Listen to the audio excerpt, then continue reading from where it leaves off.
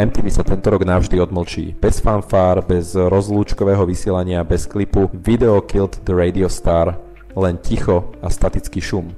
A možno je to tak správne. Príbeh MTV je vlastne príbehom celej generácie X. Generácie, ktorá vyrastala na hudobných klipoch, reklamách a irónii. Každý akt rebélie sa časom zmenil na marketing.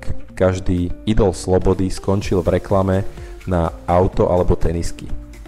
A aj keď sme to všetko prekukli, nedalo sa z toho uniknúť. Z irónie sa stala maska, zo vzdoru póza. Pre jedných bolo MTV symbolom úpadku západu, pre iných dôkazom, že umenie sa predalo reklame. Lenže revolta sa utopila v komercii. Reklama zhltla aj protest. Moderný kapitalizmus sa naučil žiť z odporu. Už nepotláča rebelov, ale živí sa ich energiou. A MTV bolo jeho dokonalou tvárou.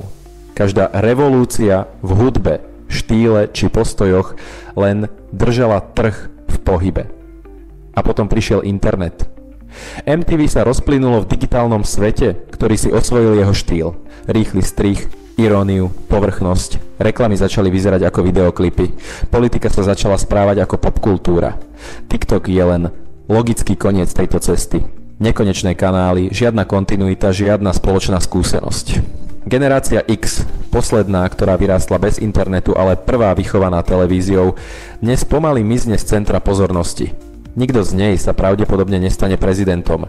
Sme prechodná generácia. Most medzi analógovým a digitálnym svetom. A možno aj preto je v konci MTV kus smútku. MTV nám kedysi dávalo pocit, že patríme k niečomu väčšiemu. K našej generácii, našim pesničkám, našim hviezdam. Dnes vysielame každý sám, do vlastnej obrazovky, do ticha.